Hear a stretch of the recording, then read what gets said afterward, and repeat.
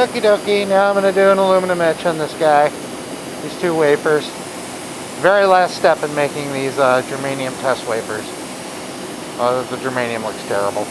We did discover that we were annealing at too high a temperature, and we're probably causing a eutectic alloy to form between the aluminum and the germanium. So it was too hot. Alright. So quick aluminum etch, and then I deliver these wafers upstairs for testing. I showed in a previous video an aluminum etch on these same 2-inch wafers, but I made a terrible mistake. Okay, so this one, I'm doing the aluminum etch in a dedicated quartz beaker instead of Pyrex that's used by a bunch of people. So this is much cleaner, and the idea is that we leave less ion contamination. So I'll show that. It's very similar to doing a regular aluminum etch, except I'm using a dedicated container. Okay, step 1, PPE. Personal protective equipment.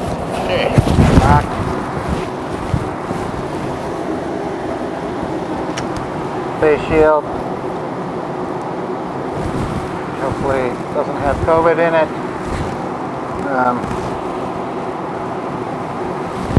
Although it's pretty dirty. Okay. Alright, and then big orange gloves. I nearly forgot. So when it comes to big orange gloves at the acid bench, for CMOS, I've got special ones that I don't let anybody else use. So if they haven't touched gold or iron or stainless steel or whatever, dedicated CMOS orange gloves. Okay, as before, this is a very fancy hot plate. It's got a couple of thermocouples on it that can go in the beaker. And it's got this little bubbler, bubbles nitrogen through it in order to sense the liquid level. It's very fancy, but we don't use many of these features. First thing we do, put some water in a beaker, put the bubbler in the water. That's so that we can defeat the low level sensor. Now aluminum etch usually wants to be done at 55, so I'm going to go ahead and heat up the hot plate surface temperature to, I guess, I don't know, 70 or so. So I've got one wafer to aluminum etch, and then it's ready for testing because it's already been annealed. And I have 2 wafers that I'm going to do germanium etching, which some may find interesting because germanium we etch with chrome etch, which is chromic acid, which you'll see in a minute. But anyway, first aluminum etch. Quartz beaker on there. Alright, normal chrome etch. What is it? 80, 15, 3 and 2. I forget what that was. I'll put it down there. Okay. So just enough chrome etch to cover the wafers, or to cover the wafer. Probably 50 milliliters or so. That's plenty. As always, we're going to clean up any drips on the bottle. It's dangerous. It's got phosphoric acid, acetic acid. I mean, it's not as bad as buffered oxide etch or hydrofluoric acid. So I wet the towel, wipe the top of the bottle, make sure there are no damp spots on the bottle, and go put it back in the acid cabinet. Okay, after a brief potty break, should be at temperature. My hot plate's surface temperature is 70 degrees C. So I'm ready to do the CMOS etch, which reminds me, one of these days I should talk a little bit about how inconvenient it is to have to use a restroom and leave the clean room and take off 3 layers of PPE, come back, and it's pain. One of the bad things about working in a clean room. One of the good things is, if you have allergies, this is the place to be. Alright. Fire up the GoPro.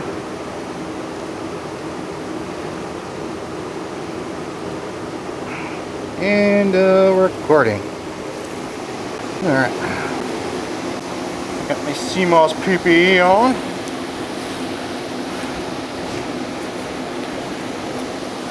It's not super critical what the temperature of the aluminum etch is. It'll work just fine at 40 degrees C or higher. If you get it too high, you know, the reaction rate will increase. The typical reaction rates increased as the exponential of the temperature. So you don't want to etch too fast because you'll end up over etching and etching beneath the photoresist and losing small features.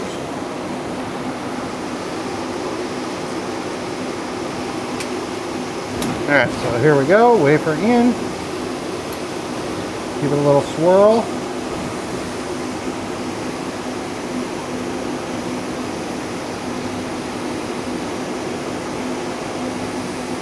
Hopefully today is not the day I drop the GoPro into a vat of acid. Oh my goodness, look how fast that's going.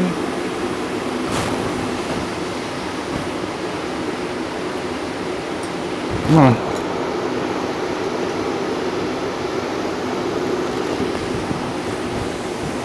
And some DI. Yeah, that actually etched really fast. I think the temperature may be a little too high. But it looks pretty nice so far.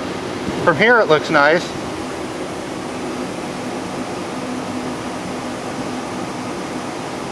Yeah, I think that temperature was too high.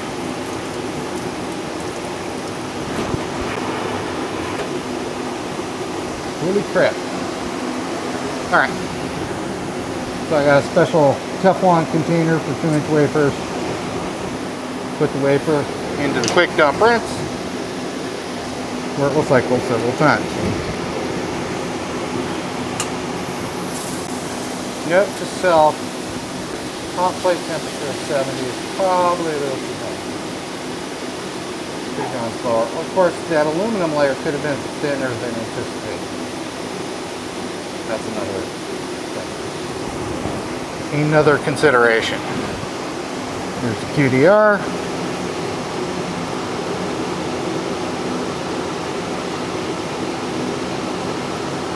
So it fills up.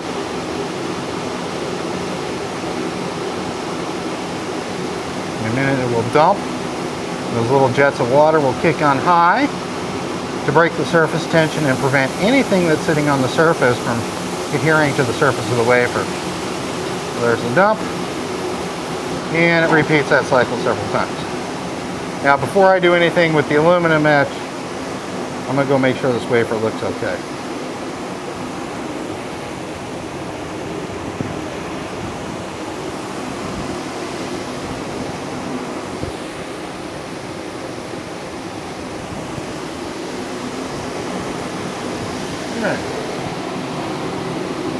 I guess that's all I have to say about that until I inspect it in the microscope. Okay, one last thing is taking the wafer out, cleaning it, or drying it. QDR is done. Take it out in my little container here. Put it on. And this is really where there's a lot of technique when you're doing microfab. When it's not all automated like an Intel. When it's by hand. This is my nitrogen gun. I gotta hold the wafer a little bit, prevent it from flowing off of the table or the bench. See, I gotta dry the back side. And I'm putting one side of the wafer against the towel to give the water somewhere to go. Now, of course, my tweezers are wet, so I'm going to wipe those off with the clean room wipe. Continue drying with nitrogen. Check the back. All right. That's what it looks like. Nice and dry. Let's look at it under the microscope.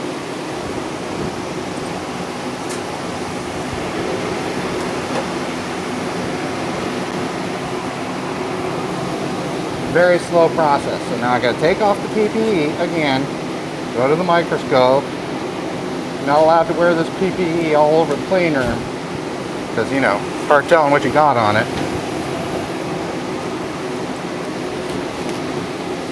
What makes microfab expensive and time consuming.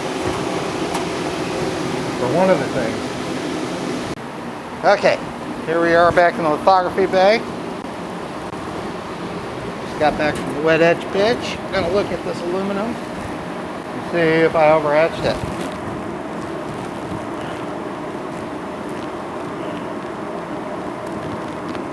God, I hope I didn't. When you make mistakes in the clean room, sometimes they're very expensive. The aluminum deposition step alone, probably $150.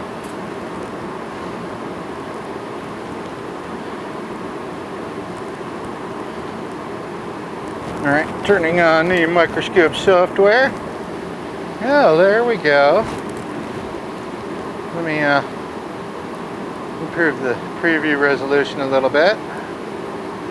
This, I think it's video capture is getting worse and worse. It's getting glitchier and glitchier.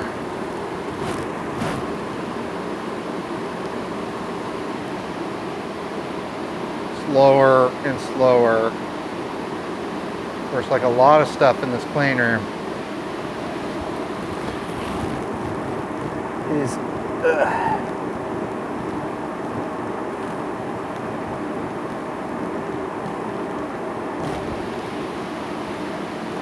this computer is old. I think it's probably Windows 98 or 2000. But at any rate, it looks pretty good. So this area, the brownish areas, are aluminum covered in photoresist. Raise that up a little bit. I'll put it in actual capture. Actually, I'll capture an image right now to show. Wow. Preview is so slow.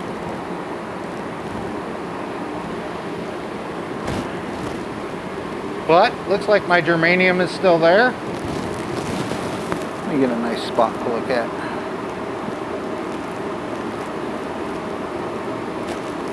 Yeah, looks like the germanium is still there because the numbers here are actually in germanium. So I will capture that and I will put it in the video. Capture. Oh wait, terrible resolution. Better than that. Capture resolution. I don't know. Let's try 1600 by 1200. Alrighty. Capture.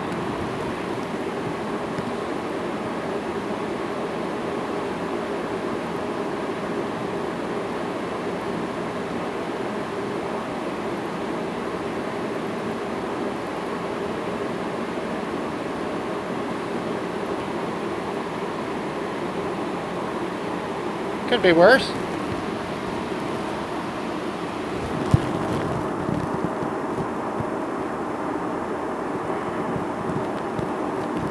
Yeah, it generally looks pretty good, I'd say.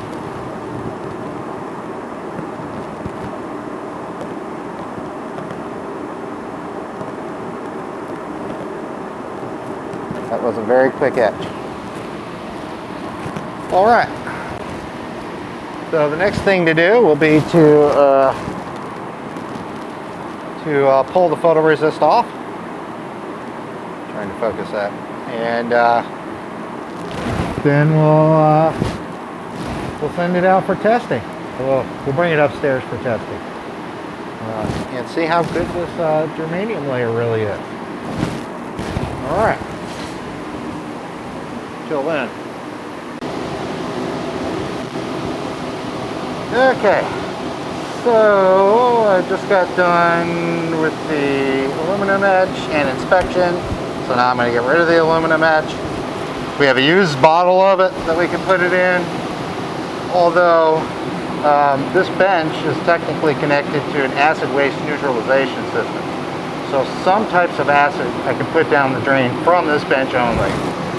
But I'm not going to do that today. So, got my used aluminum etch bottle that goes to our Department of Environmental Health and Safety for disposal.